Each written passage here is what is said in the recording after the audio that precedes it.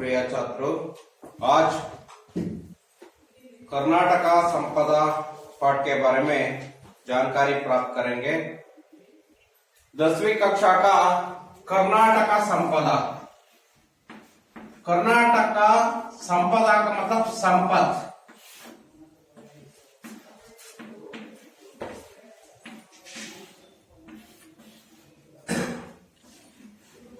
संपदा का मतलब संपद।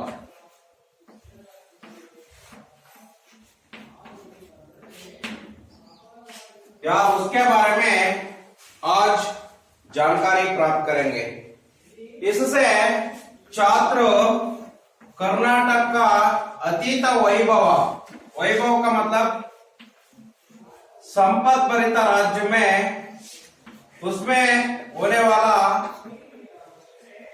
वना या वातावरण में होने वाला अनेक वस्तुओं से हमारा कर्नाटक राज्य संपद भरित राज्यवाಗಿದೆ। उसके बारे में आज जानकारी प्राप्त करेंगे और उसके साथ साथ कर्नाटक का कला, संस्कृति, सांस्कृतिका और मनोरंजन आदि विचारों के बारे में जानकारी प्राप्त करेंगे। या इस पाठ का उद्देश्य यह है, छात्रों इस पाठ के द्वारा कर्नाटक का वैभव के बारे में, कला के बारे में, संस्कृति, सांस्कृतिक, वातावरण, सामाजिक और यहाँ के कल कारखानों के बारे में जानकारी प्राप्त करेंगे। यहाँ पाठ का उद्देश्य है। ಹಾಗಾದ್ರೆ ಮಕ್ಕಳೇ, ಕರ್ನಾಟಕ ಸಂಪದಾ ಪಾಠದಲ್ಲಿ ಮೊದಲನೇದಾಗಿ ವಿದ್ಯಾರ್ಥಿಗಳು ಈ ಪಾಠದಿಂದ ಕಲಿಬೇಕಾಗಿರೋದು ಕರ್ನಾಟಕದ ವೈಭವದ ಬಗ್ಗೆ। ಯಾಕೆಂದ್ರೆ ನಮ್ಮ ಸಂಪದ್ಭರಿತವಾದ ರಾಜ್ಯವಾದಂತಹ ಕರ್ನಾಟಕದಲ್ಲಿ ಅನೇಕ ವಸ್ತುಗಳು ಸಿಗ್ತಾ ಇದ್ದಾವೆ।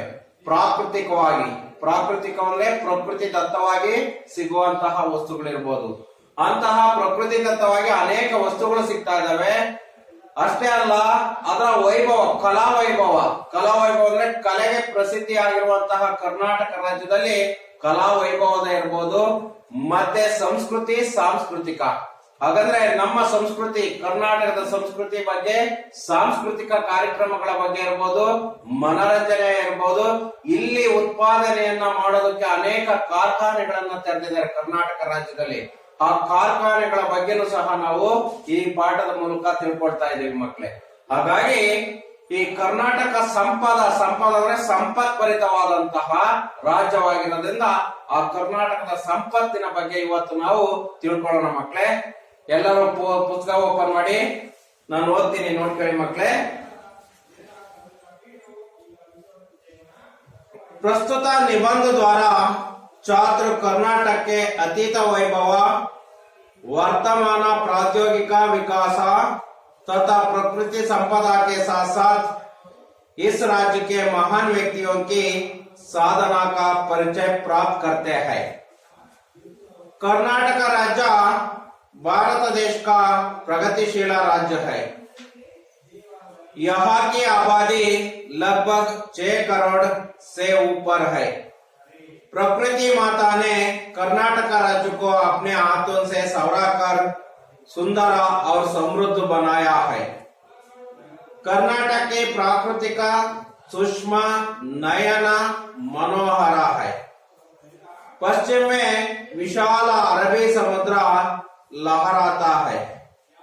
इसी प्रांत में दक्षिण से उत्तर के छोर तक फैली लंबी पर्वतमालाओं को पश्चिम घाट कहते हैं।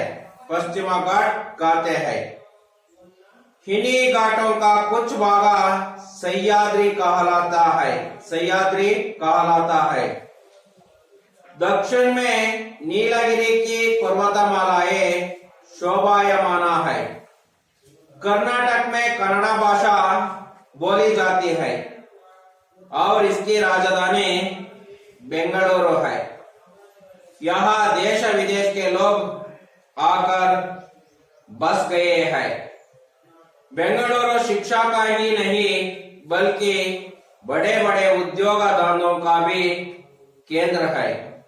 यहाँ प्रसिद्ध भारतीय विज्ञान संस्थान HAL, HMT, ITI, BHEL, BL, मैं दोबारा पढ़ना चाहता हूँ। HAL, HMT, ITI, BHEL, BL जैसी बृहद संस्थाएं हैं। इसे सिलिकॉन सिटी भी कहा जाता है।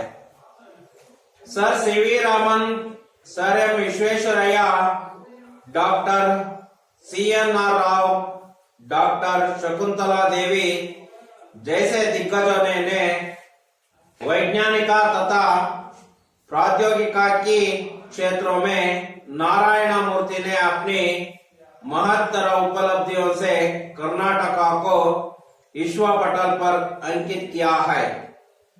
सन 2013 में डॉक्टर CNR राव को सर्वोच्च पुरस्कार भारत रत्न प्राप्त हुआ है।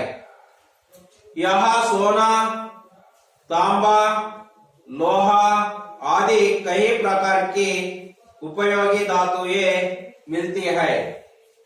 भद्रावती में कागज, लोहे और इस्पात के बड़े कारखाने हैं। इसके अलावा कर्नाटक में चीनी, सीमेंट, रेशमा और कागज उत्पादन के अनेक कारखाने हैं। कर्नाटक में चंदन के पेड़ विपुल मात्रा में है, इसलिए कर्नाटक को चंदन का आगर कहते हैं। यहाँ चंदन का तेल, साबुन तथा कलाकृतियां भी बनाई जाती है। मकले ओद्ಕೊಳ್ಳಿ ನೀವು ಒಂದು ಬಾರಿ।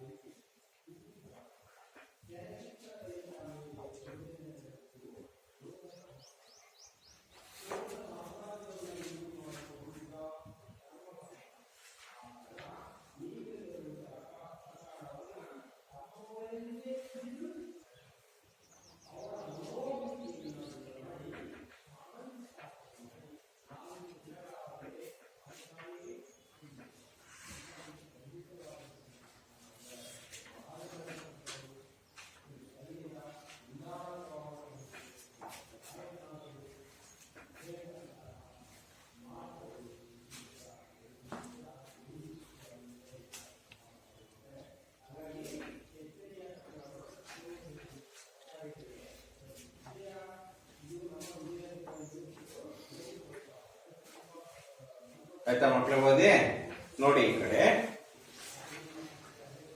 प्रस्तुत निबंध के द्वारा हम लोग को मालूम होना चाहिए यहाँ एक निबंध है। कर्नाटक संपदा एक निबंध है। निबंध का मतलब प्रबंध। इसका आकार ग्रंथ या ग्रंथ या विधा कर्नाटक पाठ का कर्नाटक संपदा पाठ का विधा या आकार ग्रंथ निबंध आप लोगों को मालूम होना चाहिए। इसका संकलित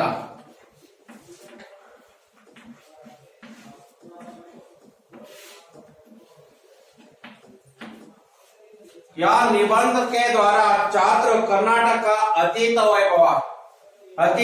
वैभव के बारे में सीखा जाता है और उसके साथ साथ वर्तमान प्रौद्योगिक विकास।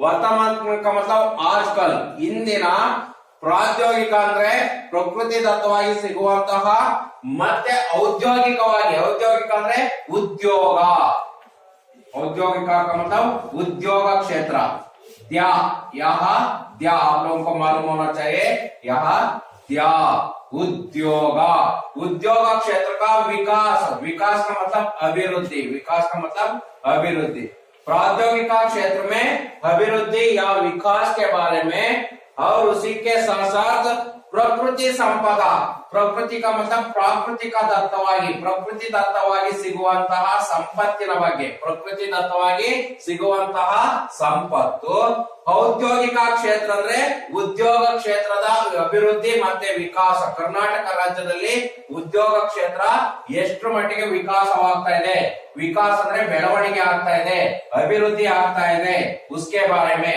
और दूसरा ಪ್ರಕೃತಿ ಸಂಪದ ಪ್ರಕೃತಿ ಅಂದ್ರೆ ಪ್ರಾಕೃತಿಕ ಸಂಪದ ಅದನ್ನೇ ಪ್ರಕೃತಿ ದತ್ತವಾಗಿ ಸಿಗುವಂತಹ ನಮ್ಮ ಕಾಡುಗಳು ಇರಬಹುದು ಗುಡ್ಡ ಬೆಟ್ಟಗಳು ಇವೆಲ್ಲ ಖನಿಜಾಂಶಗಳು ಇವೆಲ್ಲವೂ ನಮ್ಮ ಪ್ರಕೃತಿ ದತ್ತವಾಗಿ ಸಿಗುವಂತಹ ಸಂಪತ್ತಿನ ಬಗ್ಗೆ उसके साथ साथ ಅದರ ಜೊತೆಯಲ್ಲಿ राज्य के महान व्यक्तियों का साधना महान व्यक्तियों का साधना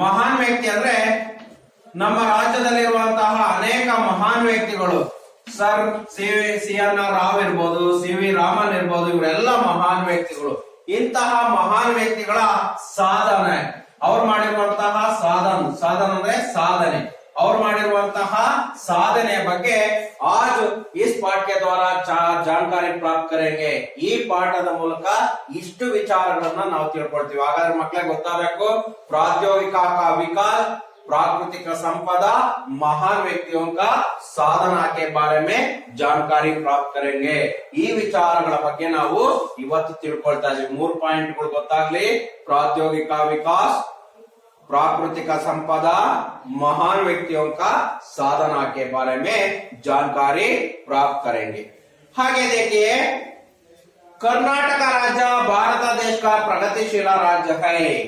ಹಾಗಂದ್ರೆ ಕರ್ನಾಟಕ ರಾಜ್ಯ ಭಾರತ ದೇಶದಲ್ಲಿ ಇಡೀ ಭಾರತ ದೇಶದಲ್ಲೇ ಕರ್ನಾಟಕ ರಾಜ್ಯ ಏನಾಗಿದೆ ಅಂದ್ರೆ ಎಂತ ರಾಜ್ಯ ಆಗಿದೆ ಅಂದ್ರೆ ಎಂತ ರಾಜ್ಯ? ಕರ್ನಾಟಕ ರಾಜ್ಯ ಪ್ರಗತಿಶೀಲ ರಾಜ್ಯ. ಕರ್ನಾಟಕ ರಾಜ್ಯ ಪ್ರಗತಿಶೀಲ ರಾಜ್ಯ. ಪ್ರಗತಿ ಅಂದ್ರೆ ಅಭಿವೃದ್ಧಿಯ ಪಥದ ಕಡೆ ಹೋಗುತ್ತಿರುವಂತಹ ಪ್ರಗತಿ, ವಿಕಾಸ. ಪ್ರಗತಿಗ ಸಮಾನಾರ್ಥಕ ಶಬ್ದ ವಿಕಾಸ. ಗೊತ್ತಿರಲಿ ಮಕ್ಕಳೇ, ಪ್ರಗತಿ ಅಂದ್ರೆ ವಿಕಾಸ. ಪ್ರಗತಿಶೀಲ ರಾಜ್ಯ, ವಿಕಾಸಶೀಲ ರಾಜ್ಯ. ಹಾಗಾದ್ರೆ ಅಭಿವೃದ್ಧಿಯ ಕಡೆ ಹೋಗ್ತಿರುವಂತಹ ರಾಜ್ಯ. ಭಾರತ ದೇಶದಲ್ಲಿ ಕರ್ನಾಟಕ ರಾಜ್ಯ ಪ್ರಗತಿಶೀಲ ರಾಜ್ಯವಾಗಿದೆ. यहाँ की आबादी, आबादी का मतलब आप लोगों को मालूम होना चाहिए जनसंख्या. आबादी का मतलब जनसंख्या. इलिया जनसंख्या, यहाँ का जनसंख्या. आबादी का मतलब जनसंख्या. उसका अर्थ भी आपको लिखना चाहिए. उसका अर्थ आप भी लिखना चाहिए. ನೀವು ನಿಮ್ಮ ಟೆಕ್ಸ್ಟ್ ಬುಕ್ ಅಲ್ಲಿ ಬರ್ಕೋಬೇಕು ಇದರ ಅರ್ಥವನ್ನ. ಗೊತ್ತಾಯ್ತಾ? ನಾನು ಹೇಳ್ತಿರುವಂತಹ ಅರ್ಥಗಳನ್ನ ನೀವು ಬರ್ಕೊಳ್ಳಿ. ಆಬಾದಿ ಅಂದ್ರೆ ಜನಸಂಖ್ಯೆ. ಲಗ್ಭಗ್ 6 ಕರೋಡ್. 6 ಕರೋಡ್ ಅಂದ್ರೆ ಸುಮಾರು 6 ಕೋಟಿ. 6 ಕೋಟಿ. ಕರೋಡ್ ಅಂದ್ರೆ ಕೋಟಿ. ಸುಮಾರು 6 ಕೋಟಿ ಜನಸಂಖ್ಯೆ ನಮ್ಮ ಕರ್ನಾಟಕದಲ್ಲಿ ಇದೆ ಅಂತ. ಭಾರತ ದೇಶದ ನಮ್ಮ ಕರ್ನಾಟಕ ರಾಜ್ಯದಲ್ಲಿ ಸುಮಾರು 6 ಕೋಟಿ ಜನಸಂಖ್ಯೆ ಇದೆ. ಉಸ್ಕೆ ऊपर ಅಂದ್ರೆ ಜಾಸ್ತಿ ಇದೆ ಅಂತ. 6 ಕೋಟಿಗಿಂತ ಹೆಚ್ಚಿನ ಜನಸಂಖ್ಯೆ ಇದೆ. प्रकृति माता ने कर्नाटक राज्य को अपने हाथों से संवारकर सुंदर और समृद्ध बनाया है. ಪ್ರಕೃತಿ ಮಾತಾ. ಪ್ರಕೃತಿ ಮಾತೆ ಅಂದ್ರೆ ಪ್ರಕೃತಿ ಮಾತೆ ಇರುವಂತವಳು ಆಯ್ಕೆ ಮಾಡಿದ್ರೆ ಅಂದ್ರೆ ನಮ್ಮ ಕರ್ನಾಟಕ ರಾಜ್ಯವನ್ನ ಅಪ್ನೆ ಹಾತೋಸೆ, ತನ್ನ ಕೈಗಳಿಂದ. ಅಪ್ನೆ ಹಾತ್ ಅಂದ್ರೆ ಕೈ. ತನ್ನ ಕೈಗಳಿಂದ ಏನ್ ಮಾಡಿದೆ? ಸೌರಾಕರ್ ಅಂದ್ರೆ ಸವರಿಸಿಕೊಂಡು ಹೋಗಿದ್ದಾಳೆ. ನಮ್ಮ ಕರ್ನಾಟಕ ರಾಜ್ಯವನ್ನ ಸವರಿಸಿಕೊಂಡು ಹೋಗಿದ್ದಾಳೆ. ಹಾಗಾಗಿ ನಮ್ಮ ಕರ್ನಾಟಕ ರಾಜ್ಯ ಪ್ರಕೃತಿ ದತ್ತವಾಗಿ ಸುಂದರ ಹಾಗೂ ಸಮೃದ್ಧಿ ಎರಡು ನೋಡಕ್ಕೂ ಚೆನ್ನಾಗಿದೆ. ನಾವು ನೋಡ್ಬೋದು, ಶಿವಮೊಗ್ಗ ಸೈಡ್ ಅಲ್ಲಿ ನೋಡ್ಬೋದು, ಸಕಲೇಶ್ಪುರ ಹೋಗಿ ನೋಡ್ಬೋದು. ಅಲ್ಲೆಲ್ಲ ಸಹ್ಯಾದ್ರಿ, ನಮ್ಮ ಶಿವಮೊಗ್ಗ ಭಾಗದಲ್ಲಿ ಸಹ್ಯಾದ್ರಿ ಪರ್ವತ ಮಾಲೆಗಳಿದಾವೆ, ಆ ನೀಲಗಿರಿ ಪರ್ವತ ಮಾಲೆಗಳಿದಾವೆ. ಅಂತವನ್ನೆಲ್ಲ ನೋಡ್ರೆ ನಮ್ಮ ಪ್ರಕೃತಿ ಎಷ್ಟು ಚೆನ್ನಾಗಿದೆ ಅನ್ನೋದು ಗೊತ್ತಾಗುತ್ತೆ. ಅದಕ್ಕೆ ಹೇಳ್ತಾರೆ ಸುಂದರವಾಗಿದೆ. ಸಮೃದ್ಧಿ. ಸುಂದರ ಅಂದ್ರೆ ನೋಡೋದು ಚೆನ್ನಾಗಿರೋದು. ಸಮೃದ್ಧಿ ಅಂದ್ರೆ ಏನಂತ? ಸಂಪತ್ಭರಿತವಾಗಿರೋದಕ್ಕೆ ಏನಂತೀವಿ? ಸಮೃದ್ಧಿ ಅಂತೀವಿ. ಹಾಗಾದ್ರೆ ಅದರಲ್ಲಿ ನಮಗೆ ಅನೇಕ ಮರಮುಟ್ಟುಗಳು ಬೇಕಾದಷ್ಟು ಸಿಗ್ತಾ ಇದಾವೆ. ಗೊತ್ತಾಯ್ತಾ? ಅದರಿಂದ ಅನೇಕ ಅನುಕೂಲಗಳನ್ನ ನಾವು ಪಡ್ಕೊಳ್ತಾ ಇದೀವಿ. ಅದಕ್ಕೆ ಸಮೃದ್ಧಿ ಭರಿತವಾದಂತಹ ರಾಜ್ಯ ಕರ್ನಾಟಕ. ಯಾವ್ದ್ರಲ್ಲಿ? ಪ್ರಕೃತಿ ದತ್ತವಾಗಿ ಅರಣ್ಯಗಳು, ದೊಡ್ಡ ದೊಡ್ಡ ಅರಣ್ಯಗಳಿದಾವೆ. ಸಹ್ಯಾದ್ರಿ ಪರ್ವತ ಮಾಲೆನೇ ಇದಾವೆ. ಇವುಗಳಿಂದ ನಮಗೆ ಅನುಕೂಲ ಆಗ್ತಾ ಇದೆ. ಹಾಗಾಗಿ ಇದನ್ನ ನಾವು ಕರ್ನಾಟಕ ರಾಜ್ಯವನ್ನ ಸುಂದರ और ಸಮೃದ್ಧ ರಾಜ್ಯ ಬನಾಯ ಹೈ ಮಾಡಿದೆ. ಸೌರಾಕರ್ ಅಂದ್ರೆ ಸವರ್ಕೊಂಡ್ಬಿಟ್ಟು, ನಾವು ತಲೆ ಸವರ್ತೀವಿ ಅಂತ ಹೇಳ್ತೀವಲ್ಲ, ಅದೇ ರೀತಿ ಕೈಯಿಂದ ಕರ್ನಾಟಕ ರಾಜ್ಯವನ್ನ ಪ್ರಕೃತಿ ಮಾತೆ ಏನ್ ಮಾಡಿದಾಳೆ? ಸವರ್ಬಿಟ್ಟು. ಹಾಗಾದ್ರೆ ಪ್ರಕೃತಿ ಮಾತೆಯ ಕೊಡುಗೆ ನಮ್ಮ ಕರ್ನಾಟಕ ರಾಜ್ಯಕ್ಕಿದೆ. ಯಾಕಂದ್ರೆ ಒಂದೊಂದು ರಾಜ್ಯದಲ್ಲಿ ಹೋದ್ರೆ ಅರಣ್ಯ ಬಹಳ ಕಡಿಮೆ ಇದೆ, ಆದ್ರೆ ನಮ್ಮ ರಾಜ್ಯದಲ್ಲಿ ಆಗಿಲ್ಲ. ವಿಶೇಷವಾಗಿ ನಮ್ಮ ರಾಜ್ಯದಲ್ಲಿ ಕರ್ನಾಟಕದಲ್ಲಿ ಬಹಳಷ್ಟು ಅರಣ್ಯ ಇದೆ. ಹಾಗಾಗಿ ಪ್ರಕೃತಿಯ ಮಾತೆಯ ಕೊಡುಗೆ ನಮ್ಮ ಕರ್ನಾಟಕ ರಾಜ್ಯಕ್ಕಿದೆ. ಹಾಗಾಗಿ ಅದಕ್ಕೆ ಹೇಳಿದರೆ ಅಪ್ನೆ ಹಾಥೋं से सवराकर राज्य को सुंदर और समृद्ध बनाया है. ಸುಂದರವಾಗಿ ಮತ್ತೆ ಸಮೃದ್ಧಿ ರಾಜ್ಯವನ್ನಾಗಿ ಮಾಡಲಾಗಿದೆ. ಕರ್ನಾಟಕ ಪ್ರಾಕೃತಿಕ ಸೂಕ್ಷ್ಮ ನಯನ ಮನೋಹರ. ನೋಡಿ, ಈ 3 ವರ್ಡ್ ಬಹಳ ಇಂಪಾರ್ಟೆಂಟ್. ಸೂಕ್ಷ್ಮ ನಯನ ಮನೋಹರ. ಹಾಗಾದ್ರೆ ಕರ್ನಾಟಕ ಪ್ರಾಕೃತಿಕ ಅಂದ್ರೆ ಪ್ರಕೃತಿ. ಗೊತ್ತಿರಲಿ ಮಕ್ಕಳೇ, ಪ್ರಕೃತಿ. ಸೂಕ್ಷ್ಮ ಅಂದ್ರೆ ಬಹಳ ಸುಂದರವಾಗಿರುವಂತ, ನಯನ ಅಂದ್ರೆ ಹೊಸ ರೀತಿಯಲ್ಲಿರುವಂತ, ಮನೋಹರ ಅಂದ್ರೆ ಶೋಭತೆ. ಗೊತ್ತಿರಲಿ, ಒಂದೊಂದು ವರ್ಡ್ವೇ ಬಹಳ ಅರ್ಥವನ್ನು ಕೊಡುತ್ತೆ. ಆ 3 ವರ್ಡ್ ಇಂಪಾರ್ಟೆಂಟ್. ಹೇಗಿದೆ ಕರ್ನಾಟಕ ರಾಜ್ಯ ಅಂದ್ರೆ? ಸೂಕ್ಷ್ಮ, ನಯನ, ಮನೋಹರ. ಕರ್ನಾಟಕ ರಾಜ್ಯದ ಪ್ರಕೃತಿಯನ್ನ ಈ ರೀತಿ 3 ವರ್ಡ್ಗಳಲ್ಲಿ ವರ್ಣನೆ ಮಾಡಿದ್ದಾರೆ. ಪ್ರಕೃತಿಯನ್ನ, ಕರ್ನಾಟಕ ರಾಜ್ಯದ ಪ್ರಕೃತಿ ಅರಣ್ಯಗಳನ್ನ 3 ರೀತಿಯಲ್ಲಿ ವರ್ಣನೆ ಮಾಡಿದ್ದಾರೆ. ಒಂದು ಸೂಕ್ಷ್ಮ, ಒಂದು ನಯನ, ಒಂದು ಮನೋಹರ. ಈ ರೀತಿಯಲ್ಲಿ ಇದೆ, ಸೂಕ್ಷ್ಮವಾಗಿದೆ, ನಯನವಾಗಿದೆ, ಸುಂದರವಾಗಿದೆ, ಹೊಸದಾಗಿದೆ, ಶೋಭತೆಯಾಗಿ ಇದೆ, ಮನೋಹರ. ಹಾಗಾಗಿ ಈ 3 ವರ್ಡ್ಗಳು ಇಂಪಾರ್ಟೆಂಟ್. ಕರ್ನಾಟಕ ರಾಜ್ಯ ಸೂಕ್ಷ್ಮ ಡ್ಯಾಶ್ ಮನೋಹರ ಅಂತಲೂ ಇದೆ. ಒಂದು ಪ್ರಶ್ನೆ, ನಯನ ಮನೋಹರ. ಮಕ್ಕಳಿಗೆ ಗೊತ್ತಾಗ್ಲಿ, ಒಂದು ಪ್ರಶ್ನೆ ಇದೆ, ಅಲ್ಲಿ ಈ ವರ್ಡ್ ಅನ್ನ ಬಿಟ್ಟು ಕೇಳಿದಾರೆ ಪದವನ್ನ, ಹಾಗಾಗಿ ಡ್ಯಾಶ್ ಮನೋಹರ ಅಂತಿದೆ, ಅಲ್ಲಿ ನೀವು ಸೇರಿಸಬೇಕು ನಯನ ಮನೋಹರ ಅನ್ನುವಂಥದ್ದು. ನೆಕ್ಸ್ಟ್, ಪಶ್ಚಿಮ ವಿಶಾಲ ಅರಬ್ಬಿ ಸಮುದ್ರ ಲಹರಾತ ಹೈ. ಪಶ್ಚಿಮದಲ್ಲಿ ಪಶ್ಚಿಮ ಭಾಗ, ಕರ್ನಾಟಕದ ಪಶ್ಚಿಮ ಭಾಗ ಗೊತ್ತಾಯ್ತಾ? ಯಾವ್ದು ಪಶ್ಚಿಮ ಭಾಗ ಅಂದ್ರೆ ಇದು ಪೂರ್ವ, ಇದು ಪಶ್ಚಿಮ, ಇದು ದಕ್ಷಿಣ, ಇದು ಉತ್ತರ. ಹಾಗೆ ಹೇಳಿ ನೋಡೋಣ, ಈಶಾನ್ಯ ಮೂಲೆ ಯಾವ್ದು ಬರ್ಬೋದು? ಈಶಾನ್ಯ ಇದು, ಮಕ್ಕಳಿಗೆ ಗೊತ್ತಿರ್ಲಿ, ಈಶಾನ್ಯ ಮೂಲೆ ಇದು, ಆಗ್ನೇಯ ಇದು ಗೊತ್ತಿರ್ಲಿ, ನೈಋತ್ಯ ಇದು, ವಾಯುವ್ಯ ಇದು ಗೊತ್ತಿರ್ಲಿ. 4 ದಿಕ್ಕುಗಳು, ಈ 4 ದಿಕ್ಕುಗಳೇ ಜೊತೆಯಲ್ಲಿ ಈ 4 ದಿಕ್ಕು ಗೊತ್ತಿರ್ಲಿ. ಈಶಾನ್ಯ ಮೂಲೆ ಇದು ಯಾವತ್ತು ಸಹ ಈಶಾನ್ಯ ಮೂಲೆ ಅಂತ ಕರಿತೀವಿ. ನೀವು ಮನೆ ಮುಂದೆ ಕಟ್ಟಿಸ್ಬೇಕಾದ್ರೆ ನಿಮ್ಗೆ ಗೊತ್ತಿರ್ಲಿ, ಈ ಭಾಗದಲ್ಲೇ ಏನ್ ಬರ್ಬೇಕಂತ ಹೇಳ್ತಾರೆ ವಾಸ್ತು ಪ್ರಕಾರ, ಪೂಜೆ ಕೋಣೆ ಬರ್ಬೇಕು.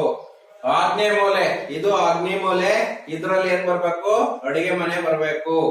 ಗೊತ್ತಾಯ್ತಾ? ಇದು ನೈಋತ್ಯ, ನೈಋತ್ಯ ಮೂಲೆಯಲ್ಲಿ ಯಾರು ಬರ್ಬೇಕು?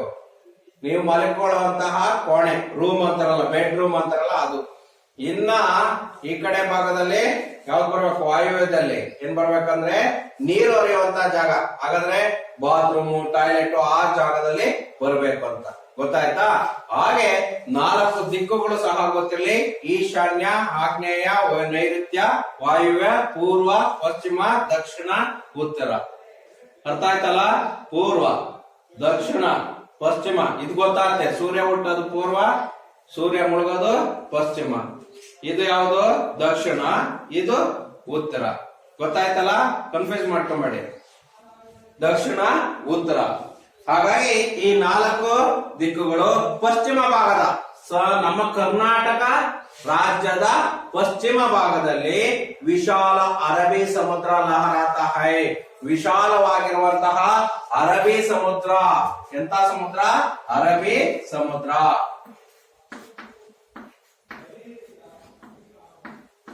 ಅರಬ್ಬಿ ಸಮುದ್ರ ಲಹರಾತ ಹೈ. ಲಹರಾತ ಅಂದ್ರೆ ಹರಿಯುತ್ತದೆ, ಅಥವಾ ಅಲ್ಲಿ ಲಹರೆ, ಲಹರೆ ಅಂದ್ರೆ ಅಲೆಗಳು ಅಂತ. ಲಹರ ಅಂದ್ರೆ ಆಕ್ಚುಲಿ ಅಲೆ, ಲಹರ್ ಅಂದ್ರೆ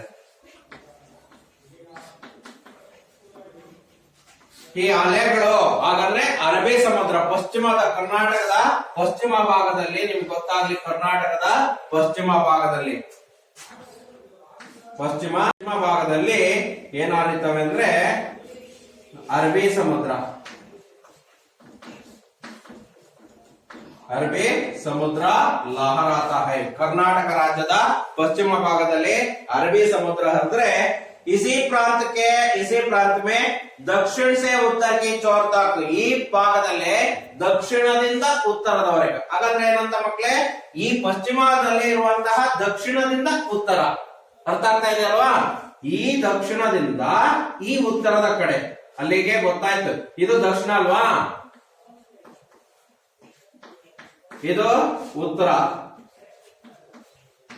ಈ ದಕ್ಷಿಣದಿಂದ ಈ ಪಶ್ಚಿಮ ಘಾಟಿನ ಈ ಪ್ರಾಂತ್ಯದ ದಕ್ಷಿಣ ಭಾಗದಿಂದ ಉತ್ತರದ ಕಡೆ, ಉತ್ತರದ ಚೋರ್ ತಕ್, ಚೋರ್ ಅಂದ್ರೆ ಕೊನೆಯವರೆಗೆ, ತುದಿ, ಬಾರ್ಡರ್ ಅಂತ ಹೇಳ್ತೀವಲ್ಲ ಅದು.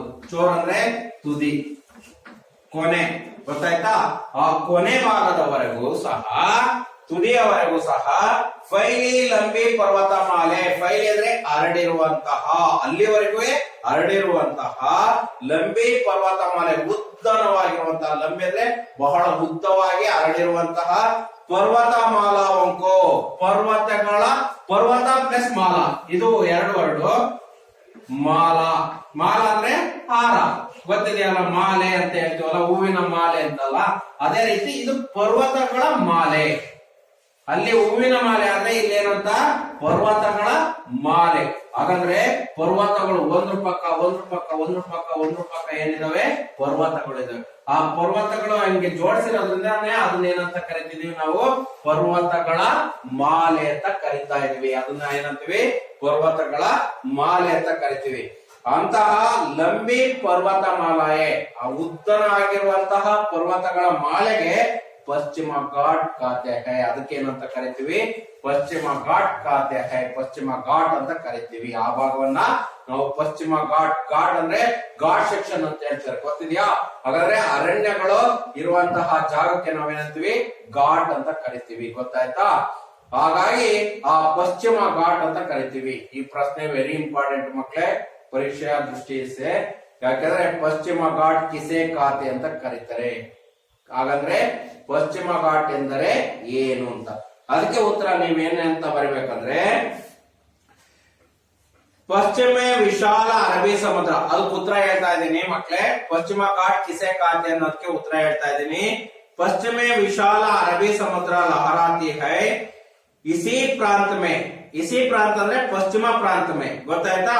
ಇಸೆ ಅಥವಾ ಸಮುದ್ರ, ಈ ಪಶ್ಚಿಮ ಪ್ರಾಂತ ಮೇ दक्षिण से उत्तर के छोर तक फैली लंबी पर्वतमालाओं को पश्चिम घाट कहते हैं. मैं दोबारा पढ़ना चाहता हूँ. पश्चिम में विशाल अरबी समुद्र लहराता है.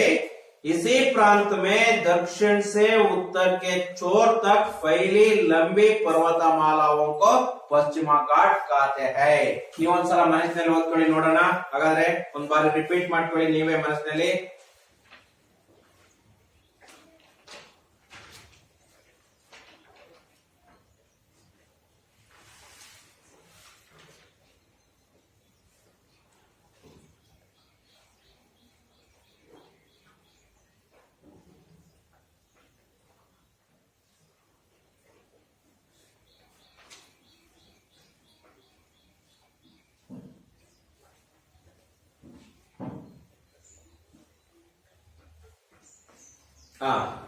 ಹಾಗಂದ್ರೆ ಒಂದ್ ಅಂಕಕ್ಕೆ ಕೇಳಿದ್ರೆ ಏನ್ ಬರಿಬೇಕು, ಎರಡ್ ಅಂಕಕ್ಕೆ ಕೇಳಿದ್ರೆ ಏನಂತ ಬರಿಬೇಕಂತಲೂ ಹೇಳ್ಕೊಡ್ತೀನಿ ಮಕ್ಕಳು. ಈಗ ಒಂದ್ ಅಂಕಕ್ಕೆ ಕೇಳಿದ್ರೆ ಇದೇ ಪ್ರಶ್ನೆಯನ್ನ ಎಲ್ಲಿಂದ ಸ್ಟಾರ್ಟ್ ಮಾಡ್ಬೇಕಂದ್ರೆ ಪಶ್ಚಿಮ ಪ್ರಾಂತ ಮೇ ಇಸ್ ಪ್ರಾಂತ ಅಂತ ಇದೆಯಲ್ಲ, ಅಲ್ಲಿ ಇಸಿ ಅಂತ ತೆಗೆದ್ಬಿಟ್ಟು ಏನ್ ಮಾಡ್ಬೇಕು?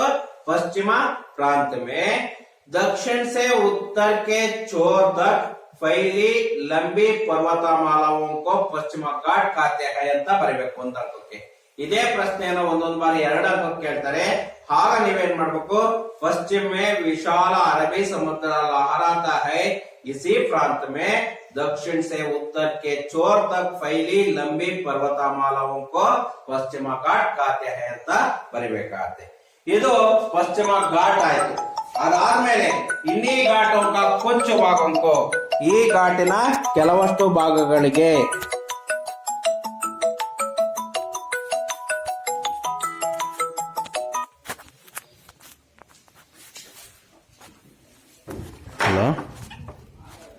ಹಲೋ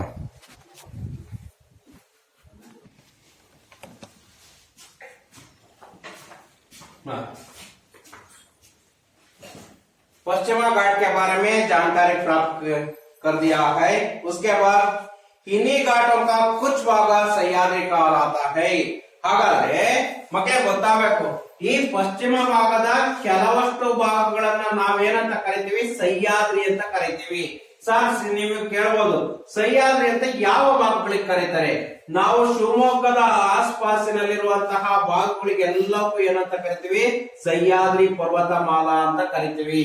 ಈ ಪಶ್ಚಿಮ ಘಾಟದಲ್ಲೇ ಇರುವಂತಹ, ಇದು ಪಶ್ಚಿಮ ಭಾಗದಲ್ಲೇ ಇದೆ. ಸಹ್ಯಾದ್ರಿ ಪರ್ವತಗಳು ಯಾವ ಭಾಗದಲ್ಲಿದ್ದಾವೆ? ಪಶ್ಚಿಮ ಭಾಗದಲ್ಲೇ ಇದಾವೆ. ಆದ್ರೆ ಶಿವಮೊಗ್ಗದ ಆಸ್ಪಾಸ್ ಅಂದ್ರೆ ಅಕ್ಕಪಕ್ಕ, ಶಿವಮೊಗ್ಗದ ಅಕ್ಕಪಕ್ಕದಲ್ಲಿ ಇರುವಂತಹ ಬೆಟ್ಟಗಳಿಗೆ ಏನಂತೀವಿ? ಇನ್ ಘಾಟೋಂಕ, ಘಾಟಗಳಿಗೆ, ಅಂತಹ ಭಾಗಗಳಿಗೆ ನಾವು ಸಹ್ಯಾದ್ರಿ ಕಾಲಾತಾ ಹೈ, ಸಹ್ಯಾದ್ರಿ ಅಂತ ಕರಿತೀವಿ. ಈ ಭಾಗಗಳಿಗೆ ನಾವು ಸಹ್ಯಾದ್ರಿ ಅಂತಲೂ ಸಹ ಕರಿತೀವಿ. ಸಹ್ಯಾದ್ರಿ ಪರ್ವತಮಾಲಾ ಹೇ ಅಂತಲೂ ಕರಿತೀವಿ ಕೆಲವಷ್ಟು ಭಾಗಗಳಿಗೆ. दक्षिण में नीलगिरी की पर्वतमाला शोभायमान है. ಇದು ಪಶ್ಚಿಮ ಭಾಗದಲ್ಲಿ ಸಹ್ಯಾದ್ರಿ ಅಂತ ಕರಿತೀವಿ. ಹಾಗಾದ್ರೆ ಈ ದಕ್ಷಿಣ ಭಾಗದಲ್ಲಿ ಇರುವಂತವಕ್ಕೆ ಏನಂತೀವಿ? ನೀಲಗಿರಿ ಅಂತಲೂ ಸಹ ಕರಿತೀವಿ. ಅಲ್ಲಿರುವಂತವಕ್ಕೆ ನಾವು ನೀಲಗಿರಿ ಅಂತಲೂ ಸಹ ಕರಿತೀವಿ.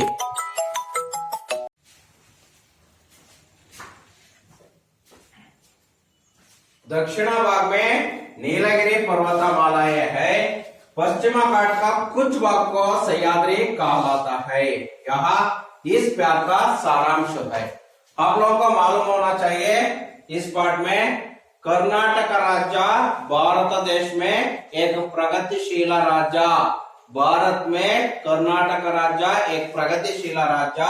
यहाँ का जनसंख्या या आबादी, आबादी का समानार्थक शब्द जनसंख्या 6 करोड़, 6 ಕರೋಡಲ್ಲೇ 6 ಕೋಟಿಗಿಂತಲೂ ಸಹ ಜಾಸ್ತಿ ಇದೆ। ಹಾಗಾಗಿ ಕರ್ನಾಟಕ ರಾಜ್ಯ ಪ್ರಕೃತಿ ಮಾತೆಯ ಕೊಡುಗೆಯಿಂದ ಏನಾಗಿದೆ ಅಂದ್ರೆ ಸುಂದರ और समृद्ध बनाया है, सुंदर और समृद्ध बनाया है। कर्नाटक सूक्ष्म, कर्नाटक प्रकृति सूक्ष्म नयन मनोहर है, सूक्ष्म नयन मनोहर है। पश्चिम भाग, इस कर्नाटक पश्चिम भाग में अरबी समुद्र लहराता है, कर्नाटक का पश्चिम भाग में अरबी समुद्र लहराता है। यहाँ इस प्रांत के दक्षिण से उत्तर की चोर तक, दक्षिण से उत्तर की चोर तक फैली लंबी पर्वतमालाओं को पश्चिमा घाट कहते हैं, पश्चिमा घाट कहते हैं।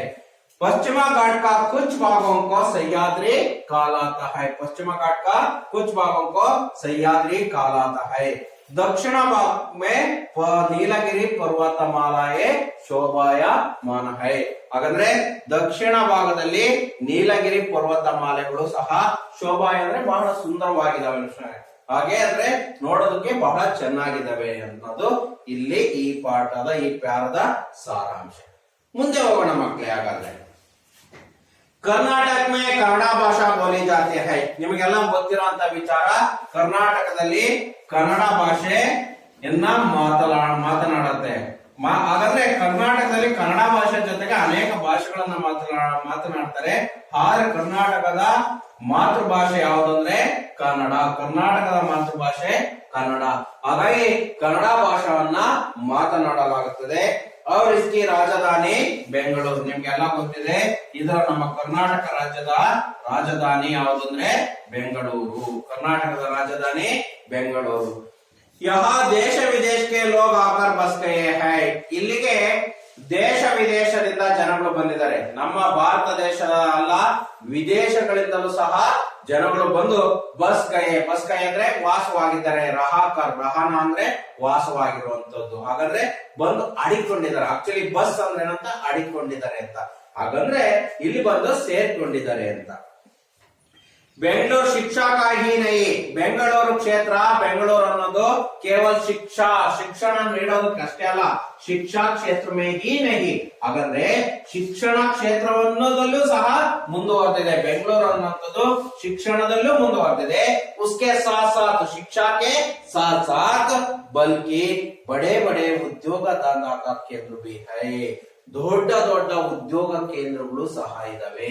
ಇಲ್ಲಿ ನಮಗೆ ಗೊತ್ತಾಗಬೇಕು, ಶಿಕ್ಷಣ ಕೊಡೋದ್ರ ಜೊತೆಗೆ ಉದ್ಯೋಗ ಕೇಂದ್ರಗಳು ಸಹ ಇದಾವೆ। ನಮ್ಮ ಕರ್ನಾಟಕದ ಬೆಂಗಳೂರಿನಲ್ಲಿ ಅನೇಕ ಉದ್ಯೋಗ ಕೇಂದ್ರ, ಉದ್ಯೋಗಗಳನ್ನ ಸೃಷ್ಟಿ ಮಾಡುವಂತಹ ಕೇಂದ್ರನು ಸಹ ಇದೆ। यहाँ ಪ್ರಸಿದ್ಧ ಭಾರತೀಯ ವಿಜ್ಞಾನ ಸಂಸ್ಥಾನ है, ಇಲ್ಲಿ ಕರ್ನಾಟಕ ರಾಜ್ಯದಲ್ಲಿ ಪ್ರಸಿದ್ಧವಾಗಿರುವಂತಹ ವಿಜ್ಞಾನ ಸಂಸ್ಥಾನಗಳು ಸಹ ಇಲ್ಲಿದ್ದಾವೆ। ಅವು ಯಾವ್ಯಾವ ಅಂತ ಇಲ್ಲಿ ಹೇಳ್ತಾ ಇದ್ದಾರೆ ಮಕ್ಕಳೇ। ಹಾಗಾದ್ರೆ ನೋಡೋಣ। HAL, ಇದನ್ನ ನೀವು ಅಂಡರ್ಲೈನ್ ಮಾಡಬೇಕು। HAL,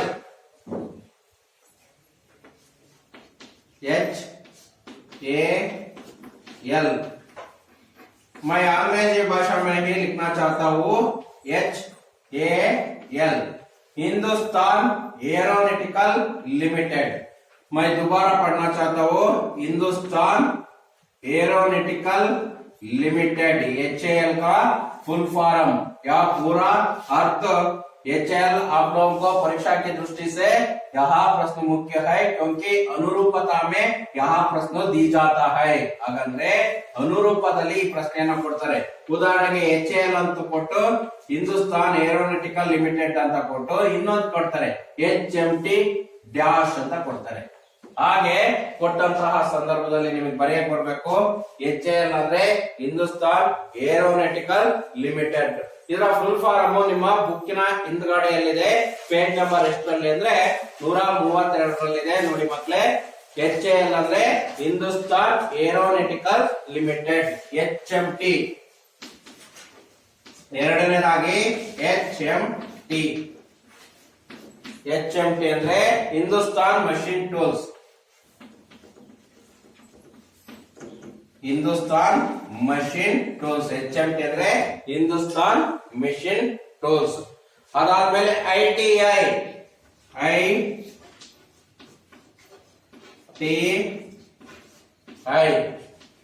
ಹಾಗಂದ್ರೆ ITI ಅಂದ್ರೆ ಏನಂತಂದ್ರೆ ಇಂಡಿಯನ್ ಟೆಲಿಫೋನ್ ಇಂಡಸ್ಟ್ರಿ. ITI ಅಂದ್ರೆ Indian telephone industry, Indian telephone industry, Indian telephone industry. Next ಇದಾದ್ಮೇಲೆ BEL,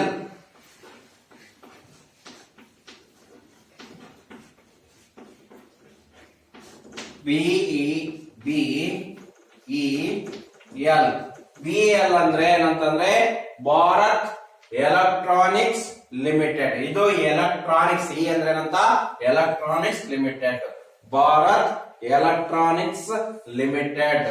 ಇದು BHEL, BHEL.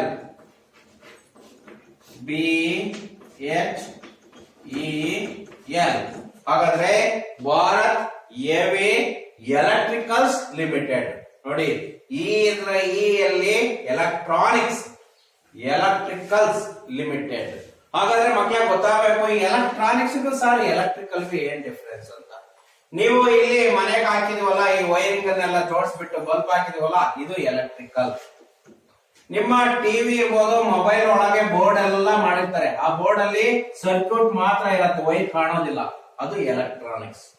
ಡಿಫರೆನ್ಸ್ ಇಷ್ಟೇ ಮಕ್ಕಳೇ. ವೈರ್ ಕಾಣೋ ರೀತಿಯಲ್ಲಿ ಮಾಡ್ತೀವಲ್ಲ ಅದು electricals. Without wire only circuit ಅಲ್ಲಿ ಇದಿರತ್ತಲ್ಲ ಅದು ಎಲೆಕ್ಟ್ರಾನಿಕ್ಸ್. ಇಷ್ಟೇ ಡಿಫರೆನ್ಸ್. ಈಗ ನಾವು ಮನೆಯಲ್ಲಿ ವೈರಿಂಗ್ ಮಾಡಿಸಿದೀವಿ, ಇವೆಲ್ಲ ಆ ಮನೆಯಿಂದ ಈ ಮನೆಗೆ ಸ್ವಿಚ್ ಹಾಕಿದ್ವಿ, ಇವೆಲ್ಲ ವೈರ್ ಕಾಣ್ತಾ ಇದೆ ನಿಮ್ಗೆಲ್ಲ, ಹೌದಲ್ಲ? ಇದೆಲ್ಲ ಎಲೆಕ್ಟ್ರಿಕಲ್ಸ್. ನಿಮ್ಮ ಟಿವಿ ಒಳಗ್ ಬೋರ್ಡ್ ಇರತ್ತೆ, ಮದರ್ ಬೋರ್ಡ್ ಅಂತ, ಅಥವಾ ನಿಮ್ಮ ಮೊಬೈಲ್ ಅಲ್ಲಿ ಇರಬಹುದು, ಗೊತ್ತಾಯ್ತಾ? ಇದ್ರೊಳಗೆ ಕಾಣಲ್ಲ, ಬರೀ ಸರ್ಕ್ಯೂಟ್ ಮಾಡಿರ್ತಾರೆ. ನಮಗೆ ಹಿಂಗ್ ಇರತ್ತೆ, ಹಿಂಗಿರುತ್ತವೆ, ಹಿಂಗೆಲ್ಲ ಇರತ್ತೆ. ಅದು ಎಲೆಕ್ಟ್ರಾನಿಕ್ಸ್, ಅದು ವೈರ್ ಕಾಣೋದಿಲ್ಲ.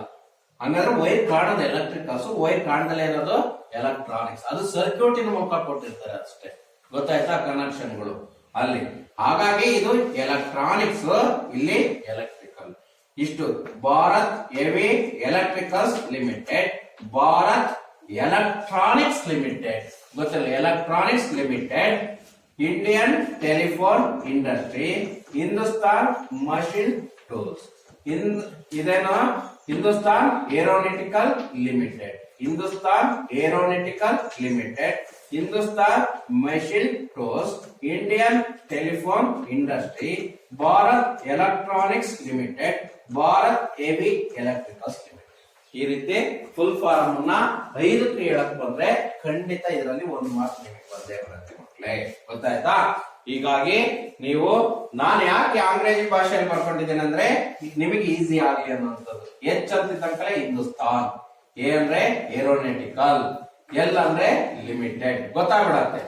ಇದು ಏನಂತ HMT ಅಂದ್ರೆ Hindustan machine tools, Indian, I ಅಂದ್ರೆ ಇಂಡಿಯನ್, T ಅಂದ್ರೆ ಟೆಲಿಫೋನ್, I ಅಂದ್ರೆ ಇಂಡಸ್ಟ್ರಿ, B ಅಂದ್ರೆ Bharat electronics limited, Bharat heavy electricals limited. ಈ 5 ನೀವು ಬಾರಿ ಚೆನ್ನಾಗಿ ಕಲ್ತಿರ್ಬೇಕು ಮಕ್ಕಳು. ಈಗ ಮುಂದೆ ಹೋಗೋಣ. ಮತ್ತೆ ಜೈಸಿ ಬೃಹ ಸಂಸ್ಥಾಯ ಹೈ, ಈ ರೀತಿಯಾದಂತಹ ಅನೇಕ ದೊಡ್ಡ ದೊಡ್ಡ ಸಂಸ್ಥೆಗಳು ಇದಾವೆ. ಇಸ್ ಕಾರಣ ಸೇರಿ, ಈ ಎಲ್ಲಾ ಕಾರಣಗಳಿಂದಲೇ ಕರ್ನಾಟಕ ರಾಜ್ಯವನ್ನ, ಬೆಂಗಳೂರನ್ನ, ಕರ್ನಾಟಕ ರಾಜ್ಯದ ಬೆಂಗಳೂರನ್ನ ವಿಶೇಷವಾಗಿ ನಾವೇನಂತ ಕರಿತೀವಿ ಅಂದ್ರೆ ಸಿಲಿಕಾನ್ ಸಿಟಿ ಕಹಾ ಜಾತಾ ಹೈ. ಇಸ್ಕೋ ಸಿಲಿಕಾನ್ ಸಿಟಿ ಅಂತ ಕರಿತೀವಿ. ಇದನ್ನ ನಾವು ಸಿಲಿಕಾನ್ ಸಿಟಿ ಅಂತಲೂ ಸಹ ಕರೆಯಲಾಗುತ್ತದೆ. ಈ ರಾಜ್ಯವನ್ನ, ಕರ್ನಾಟಕವನ್ನ ಸಿಲಿಕಾನ್ ಸಿಟಿ. ನಿಮಗೆ ಪ್ರಶ್ನೆ ಕೇಳಿದರೆ 1 ಅಂಕದಲ್ಲಿ ಏನಂತಂದ್ರೆ ಕರ್ನಾಟಕ ಬೆಂಗಳೂರು ರಾಜ್ಯಕ್ಕೋ ಕ್ಯಾ ಖಾತೆ ಹೈ, ಬೆಂಗಳೂರನ್ನ ಏನಂತ ಕರೆಯಲಾಗುತ್ತದೆ ಅಂತಲೂ ಸಹ ಕೇಳಲಾಗಿದೆ. ಅದಕ್ಕೆ ನೋಡಿ ಕರ್ನಾಟಕ ಮೇ ಕೌನ್ ಸಾ ಜಲಪ್ರಪಾತ ಅದಾಗಿಲ್ಲ ಇನ್ನು ಮಕ್ಕಳೇ. ಇಲ್ಲಿ किस नगर को सिलिकॉन सिटी कहा जाता है, चौथा प्रश्न है किस नगर को सिलिकॉन सिटी कहा जाता है, ಯಾವ ನಗರವನ್ನ ನಾವು ಸಿಲಿಕಾನ್ ಸಿಟಿ ಅಂತ ಕರೀತಾರೆ ಅಂತ. ಯಾವ ನಗರವನ್ನ? ಬೆಂಗಳೂರು ನಗರವನ್ನ ಸಿಲಿಕಾನ್ ಸಿಟಿ ಅಂತ ಕರೆಯಲಾಗುತ್ತದೆ. ಸಿಲಿಕಾನ್ ಸಿಟಿ ಕಹಾ ಜಾತಾ ಹೈ, ಸಿಲಿಕಾನ್ ಸಿಟಿ ಅಂತ ಕರೆಯಲಾಗುತ್ತದೆ ಬೆಂಗಳೂರು ರಾಜ್ಯವನ್ನ, ಬೆಂಗಳೂರು ಕರ್ನಾಟಕ ರಾಜ್ಯದ ಬೆಂಗಳೂರನ್ನ. ಇದಾದ್ಮೇಲೆ ನೋಡೋಣ ಮಕ್ಕಳೇ, sir C V Raman, sir M Visvesvaraya, doctor CNR Rao, doctor Shakuntala Devi जैसे दिग्गजों ने वैज्ञानिक तथा प्रौद्योगिक के क्षेत्र में नारायण मूर्ति ने अपनी महत्तर उपलब्धियों से कर्नाटक को विश्व पटल पर अंकित किया है. हागाದ್ರೆ sir C V Raman,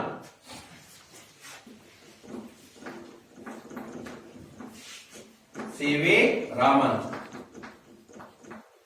sir C V Raman ನಿಮ್ಗೆಲ್ಲ ಗೊತ್ತಿದೆ, ಇವರು ನೊಬೆಲ್ ಪುರಸ್ಕಾರವನ್ನ ಪಡೆದಂತವ್ರು. ಸರ್ ಸಿ ವಿ ರಾಮನ್ ಇರ್ಬೋದು, ಮತ್ತೆ ಸರ್ ಎಂ ವಿಶ್ವೇಶ್ವರಯ್ಯ, ನಿಮಗೆ ಇವರು ಬಗ್ಗೆ ಗೊತ್ತಿದೆ ಅಲ್ವಾ? ಸರ್ ಎಂ ವಿಶ್ವೇಶ್ವರಯ್ಯ ಒಬ್ಬ ಪ್ರಸಿದ್ಧ ಇಂಜಿನಿಯರ್.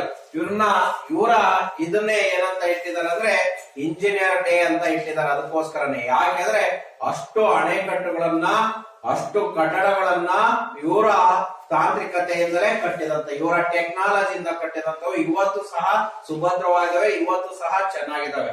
ಹಾಗಾಗಿ ಸರ್ ಎಂ ವಿಶ್ವೇಶ್ವರಯ್ಯ ಇವರು. CNR ರಾವ್ ಇವರು ವಿಜ್ಞಾನ ಕ್ಷೇತ್ರದಲ್ಲಿ, ಇವರು ಸಹ ವಿಜ್ಞಾನ ಕ್ಷೇತ್ರದಲ್ಲಿ ಇತ್ತೀಚೆಗೆ ಇವರಿಗೆ 2013ರಲ್ಲಿ 2013 ಹಾಗಾದ್ರೆ 2013ರಲ್ಲಿ ಇವರಿಗೆ ಭಾರತ ರತ್ನ ಪುರಸ್ಕಾರವನ್ನು ಕೊಡಲಾಯಿತು. ಇವ್ರ ಜೊತೆಗೆ ಯಾರಿಗೆ? ಸಚಿನ್ ತೆಂಡೂಲ್ಕರ್ಗೂ ಸಹ ಕೊಟ್ಟರು. ಯಾವ ಕ್ಷೇತ್ರದಿಂದ? ಕ್ರೀಡಾ ಕ್ಷೇತ್ರದಿಂದ. ಇವ್ರ ಜೊತೆನೆ ಸಚಿನ್ ತೆಂಡೂಲ್ಕರ್ಗೂ ಸಹ 2013ರಲ್ಲಿ CNR ರಾವ್ ಜೊತೆಗೆ ಇವ್ರಿಗೂ ಸಹ ಕೊಟ್ಟರು. ಅವರೆಲ್ಲ ನಮ್ಮ ಕರ್ನಾಟಕದವರು ಅಂತ ಹೇಳಕ್ಕೆ ನಮಗೆ ಬಹಳ ಹೆಮ್ಮೆ ಆಗತ್ತೆ. ಅದಲ್ಲದೆ ಶಕುಂತಲಾ ದೇವಿ, ಈ ಶಕುಂತಲಾ ದೇವಿ ಯಾರಂತ ಕೇಳಿದ್ರೆ ಕಂಪ್ಯೂಟರ್ ಮಹಿಳೆ ಅಂತ ಕರೀತಾರೆ, ಆಧುನಿಕ ಕಂಪ್ಯೂಟರ್ ಮಹಿಳೆ ಅಂತ. ಹಾಗಾದ್ರೆ ಇವತ್ತು ಕಂಪ್ಯೂಟರ್ ಎಷ್ಟು ಫಾಸ್ಟ್ ಆಗಿ ಕೆಲಸ ಮಾಡುತ್ತೆ ಅಷ್ಟೇ ಫಾಸ್ಟ್ ಆಗಿ ಅವ್ರ ಬ್ರೈನ್ ಅಲ್ಲಿ ಕೆಲಸ ಮಾಡ್ತಾರಂತೆ. ಯಾವುದೇ ಒಂದು ಲೆಕ್ಕ ಇರ್ಬೋದು, ಯಾವುದೇ ಒಂದು ಟೈಪಿಂಗ್ ಇರ್ಬೋದು, ಅಷ್ಟು ಫಾಸ್ಟ್ ಆಗಿ ಅವರು ತನ್ನ ತಲೆಯ ಮೂಲಕ ತನ್ನ ಬ್ರೈನ್ ಅನ್ನೇ ಕಂಪ್ಯೂಟರ್ ನಾಗಿ ಅಷ್ಟು ಫಾಸ್ಟ್ ಆಗಿ ಕೆಲಸ ಮಾಡ್ತಾರಂತೆ. ಅದಕ್ಕೋಸ್ಕರ ಈಕೆನ್ನ ಆಧುನಿಕ ಕಂಪ್ಯೂಟರ್ ಮಹಿಳೆ ಅಂತಲೂ ಸಹ ಕರೀತಾರೆ, ಶಕುಂತಲಾ ದೇವಿ.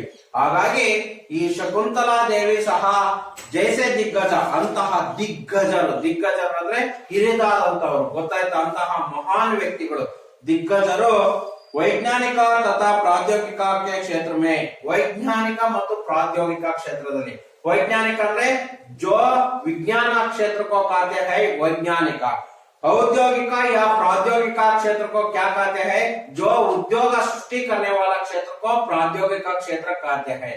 जो विज्ञान क्षेत्र में विकास होते हैं उसको कहते हैं वैज्ञानिक क्षेत्र, या विज्ञान क्षेत्र के बारे में उसको कहते हैं वैज्ञानिक. ಹಾಗಾದ್ರೆ ಮಕ್ಕಳೇ, ವಿಜ್ಞಾನ ಕ್ಷೇತ್ರದಲ್ಲಿ ಆವಿಷ್ಕಾರ ಇರಬಹುದು, ವಿಕಾಸ ಇರಬಹುದು, ಆ ಕ್ಷೇತ್ರದ ಬಗ್ಗೆ ಅಧ್ಯಯನವನ್ನು ನಾವು ಮಾಡ್ರೆ ನಾವು ವೈಜ್ಞಾನಿಕ ಅಂತ ಕರಿತೀವಿ. ಪ್ರಾದ್ಯೋಗಿಕ ಅಂದ್ರೆ ಉದ್ಯೋಗ ಕ್ಷೇತ್ರದಲ್ಲಿ ಉದ್ಯೋಗವನ್ನ ಸೃಷ್ಟಿ ಮಾಡುವಂತದ್ದಿರ್ಬೋದು, ಹೊಸ ಹೊಸ ಉದ್ಯೋಗಗಳನ್ನ, ಹಾಗೆ ಕೇಂದ್ರಗಳಿರ್ಬೋದು, ಅಂತದಕ್ಕೆ ಪ್ರಾದ್ಯೋಗಿಕ ಅಂತ ಕರಿತೀವಿ. ಅದು ಔದ್ಯೋಗಿಕ ಅಂತಲೂ ಸಹ ಕರಿತೀವಿ. ಆಧ್ಯಾತ್ಮಿಕ ಅಂದ್ರೆ धर्म के बारे में, धर्म के विचार के बारे में ಏನೋ ವಿಶ್ಲೇಷಣೆ करने वालों को ಆಧ್ಯಾತ್ಮಿಕ ಅಂತ ಕರಿತೀವಿ. ನೋಡಿ ಇಷ್ಟೇ ಗೊತ್ತಿರಲಿ. ಪ್ರಾಕೃತಿಕ ಅಂದ್ರೆ ಪ್ರಕೃತಿ ಬಗ್ಗೆ ಏನು ನಾವು ವಿಚಾರವನ್ನ ಮಾಡೋದಕ್ಕೆ ಪ್ರಕೃತಿ ಅಂತೀವಿ. ಹಾಗೆ ಒಂದೊಂದು ವರ್ಡ್ ಅನ್ನ ಮಾಡಿದರೆ ಅದನ್ನ ಎಲ್ಲಾ ಅರ್ಥಗಳನ್ನ ಸೇರಿಸಿ ಒಂದೇ ವರ್ಡ್ ಮಾಡಿದರೆ ವೈಜ್ಞಾನಿಕ ಪ್ರಾದ್ಯೋಗಿಕ ಕ್ಷೇತ್ರೊಮ್ಮೆ. ಆ ಕ್ಷೇತ್ರದಲ್ಲಿ ನಾರಾಯಣ ಮೂರ್ತಿನೇ, ನಾರಾಯಣ ಮೂರ್ತಿ ನಿಮ್ಗೆಲ್ಲ ಗೊತ್ತಿದೆ. ನಾರಾಯಣ ಮೂರ್ತಿ ಅವರು ಇವತ್ತು ಇನ್ಫೋಸಿಸ್ ಅನ್ನ ಸ್ಟಾರ್ಟ್ ಮಾಡಲಿಲ್ಲ ಅಂತಂದ್ರೆ ನಮ್ಮ ಕರ್ನಾಟಕದಲ್ಲಿ ಅನೇಕ ಲಕ್ಷಾಂತರ ಜನಗಳಿಗೆ ಕೆಲಸನೇ ಸಿಗ್ತಾ ಇರಲಿಲ್ಲ. ನಮ್ಮ ಟೆಕ್ನಾಲಜಿ ಇಷ್ಟೊಂದು ಫಾಸ್ಟ್ ಆಗಿ ಬೆಳೀತಲೇ ಇರಲಿಲ್ಲ. ಅಂತಹ ಇನ್ಫೋಸಿಸ್ ಅನ್ನ ಸೃಷ್ಟಿಕರ್ತ, ಅದನ್ನ ಇನ್ಫೋಸಿಸ್ ಅನ್ನ ಸೃಷ್ಟಿ ಮಾಡಿದವನೇ ನಾರಾಯಣ ಮೂರ್ತಿ. ಅವನೇ ಕಟ್ಟಿ ಬೆಳೆಸಿದಂತಹ ನಾರಾಯಣ ಮೂರ್ತಿ ಅಪ್ನಿ ಮಹತ್ತರ ಉಪಲಬ್ಧಿಯ, ಅಂತಹ ಮಹತ್ತರವಾಗಿರೋ ಅಂದ್ರೆ ಮಹಾನ್, ಮಹತ್ತರ ಅಂದ್ರೆ ಮಹಾನ್, ಉಪಲಬ್ಧಿ ಅಂದ್ರೆ ಉಪಯೋಗಕ್ಕಾಗಿರುವಂತಹ ಕರ್ನಾಟಕ ವಿಶ್ವ ಪಟಲ್ ಪರ್ ಕ್ಯಾ ಹೈ. ಇವತ್ತು ನಾವು ಕರ್ನಾಟಕ ಅದರಲ್ಲಿ ವಿಶೇಷವಾಗಿ ಬೆಂಗಳೂರನ್ನ ನಾವು ವಿಶ್ವದಲ್ಲೇ ಗುರುತಿಸ್ಕೊಳ್ಳೋದು ಮಾಡ್ಕೊಂಡಿದೀವಿ ಅಂದ್ರೆ ಅದಕ್ಕೆ ಕಾರಣ ಇವರೆಲ್ಲ ಮಹಾನ್ ದಿಗ್ಗಜರು. ಇಂತಿಂತ ಕ್ಷೇತ್ರಗಳು ಇರೋದ್ರಿಂದ ಇವತ್ತು ನಾವು ಭಾರತದಲ್ಲೇ ಬೆಂಗಳೂರನ್ನ ಗುರುತಿಸ್ತಾರೆ. ಭಾರತ ಅಷ್ಟೇ ಅಲ್ಲ, ಇಡೀ ವಿಶ್ವದಲ್ಲೇ ಬೆಂಗಳೂರನ್ನ ಅಥವಾ ಕರ್ನಾಟಕ ರಾಜ್ಯವನ್ನ ಯಾಕೆ ಗುರುತಿಸ್ತಾರೆ ಅಂದ್ರೆ ಈ ಕಾರಣದಿಂದ. ಯಾವ ಕಾರಣದಿಂದ? ವೈಜ್ಞಾನಿಕ ಮತ್ತು ಪ್ರಾಯೋಗಿಕ ಕ್ಷೇತ್ರದ ವಿಕಾಸ ಅಥವಾ ಬೆಳವಣಿಗೆಯ ಕಾರಣದಿಂದ ಇವತ್ತು ಕರ್ನಾಟಕ ರಾಜ್ಯವನ್ನು ಗುರುತಿಸ್ತಾ ಇದ್ದಾರೆ. ಅದರಲ್ಲೂ ಬೆಂಗಳೂರನ್ನ ವಿಶೇಷವಾಗಿ ಗುರುತಿಸ್ತಿದ್ದಾರೆ. ಈ ಕ್ಷೇತ್ರವನ್ನ ಬೆಳೆಯೋಕೆ ಯಾರ್ಯಾರು ಕಾರಣ ಅಂದ್ರೆ sir C V Raman, sir M Visvesvaraya, sir C N Rao, Shakuntala Devi, Narayana Murthy, ಇಷ್ಟೇ ಅಲ್ಲ ಬೇಕಾದಷ್ಟು ಜನ. ಇದಲ್ಲದೆ ಇನ್ನೂ ಮಹಾನ್ ವ್ಯಕ್ತಿಗಳ ತ್ಯಾಗ, ಅವರ ಸೃಷ್ಟಿಯಿಂದಲೇ, ಅವರ ತಲೆಯಿಂದಲೇ, ಅವರ ಬುದ್ಧಿವಂತಿಕೆಯಿಂದ ಇವತ್ತು ನಮ್ಮ ಕರ್ನಾಟಕ ಅದರಲ್ಲಿ ಬೆಂಗಳೂರನ್ನ ವಿಶ್ವ ಭೂಪಟದಲ್ಲೇ ನಮ್ಮ ಬೆಂಗಳೂರನ್ನ ಬಹಳ ಗುರುತಿಸುವಂತಹ ಕೇಂದ್ರವನ್ನಾಗಿ ಮಾಡಿದ್ದಾರೆ.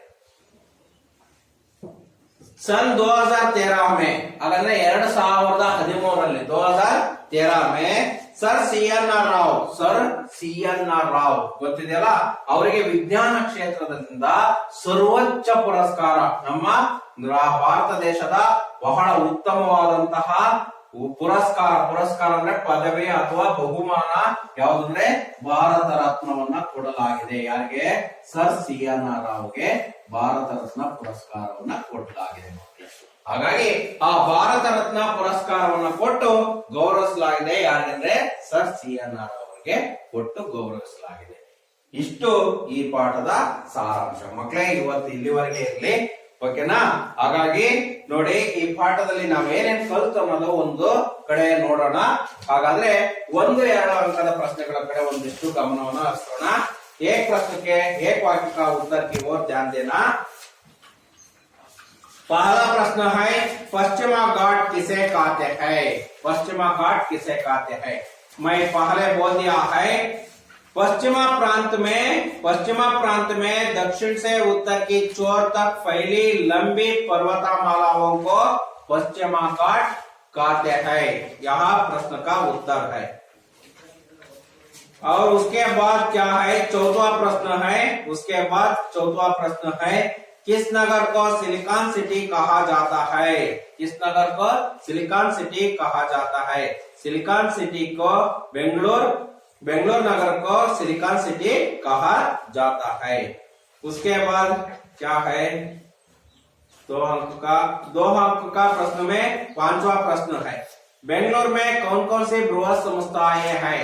5वां प्रश्न, बेंगलोर में कौन कौन सी बृहत संस्थाएं है? ಹಾಗಾದ್ರೆ ಬೆಂಗಳೂರಿನಲ್ಲಿ ಯಾವ ಯಾವ ಬೃಹತ್ ಸಂಸ್ಥಾಯಗಳು ಇದಾವೆ ಇವನ್ನ ಬರಿಬೇಕು. 5 ಬರಿಬೇಕು. HAL, HMT, ITI, BEL, BHEL संस्थाएं, बृहत संस्थाएं है. उसके बाद 4-5 वाक्यों में उत्तर लिखिए. उसका पहला प्रश्न है, कर्नाटक के प्राकृतिक सौंदर्य का वर्णन कीजिए. कर्नाटक का प्राकृतिक सौंदर्य का वर्णन कीजिए. यह बहुत मुख्य प्रश्न है. परीक्षा की दृष्टि से 4 अंक के लिए पूछने वाला प्रश्न है. ಹಾಗಾದ್ರೆ 4 ಅಂಕದ ಪ್ರಶ್ನೆಗೆ ಕೇಳುವಂತ ಬಹಳ ಸಲ ರಿಪೀಟ್ ಆಗಿವೆ. ಈ 3 ಪ್ರಶ್ನೆಯಲ್ಲಿ ಒಂದು ಪ್ರಶ್ನೆ ಖಂಡಿತವಾಗಿ ಇದ್ದೇ ಇರುತ್ತೆ ನಿಮ್ಮ ಆನ್ಯುವಲ್ ಎಕ್ಸಾಮ್ ಅಲ್ಲಿ ಪರೀಕ್ಷಾ ಕಿ ದೃಷ್ಟಿ ಸೆ. ಹಾಗಾಗಿ ಈ 3 ಪ್ರಶ್ನೆಯನ್ನ ನೀವು ಕಲಿಲೇಬೇಕು. ಕಲಿಸಿದ್ರೆ 4 ಅಂಕ ನಿಮ್ಮ ಜಾಬಲ್ಲಿ ಇದೆ ಅಂತ ಗ್ಯಾರಂಟಿ. ಖಂಡಿತವಾಗಿ 4 ಅಂಕ ಬಂದೇ ಬರುತ್ತೆ. ಹಾಗಾಗಿ ಕರ್ನಾಟಕದ ಪ್ರಾಕೃತಿಕ ಸೌಂದರ್ಯಕ ವರ್ಣನ್ ಕೀಜಿ ಅಂತಿದೆ. ಅದು ನಾನು ಈ ಫಸ್ಟ್ ಪ್ಯಾರ ಹೇಳಿದ್ನಲ್ಲ, ಅದು ಉತ್ತರನು ಹೇಳ್ಬಿಡ್ತೀನಿ ನೋಡಿ ಮಕ್ಕಳೇ. ಹಾಗಾದ್ರೆ प्रकृति माता ने कर्नाटक राज्य को अपने हाथों से संवार कर सुंदर और समृद्ध बनाया है. कर्नाटक की प्राकृतिक सूक्ष्म नयन मनोहर है. पश्चिम में विशाल अरबी समुद्र लहराता है. इसी प्रांत में दक्षिण से उत्तर के छोर तक फैली लंबी पर्वतमालाओं को पश्चिमा घाट कहते हैं. इन्हीं घाटों का कुछ भाग सह्याद्री कहलाता है. दक्षिण में नीलगिरी की पर्वतमाला है ಶೋಭಾಯಮಾನ है। ಇದು 4 ಅಂಕಕ್ಕೆ ನೀವು ಬರೆಯುವಂತಹ ಉತ್ತರ ಆಗಿರುತ್ತೆ ಮಕ್ಕಳೇ। ಇಷ್ಟು ವೆರಿ ಇಂಪಾರ್ಟೆಂಟ್, ಯಾವ್ದ್ರಲ್ಲೂ ಈ ಪ್ರಶ್ನೆ ಬಹಳ ಮುಖ್ಯವಾಗಿರುತ್ತೆ। ನೀವು ನಾಳೆ ಈ ಎಲ್ಲಾ ಪ್ರಶ್ನೆಗಳಿಗೆ ಕಲ್ತ್ಕೊಂಡು ಬಂದಿರ್ಬೇಕು।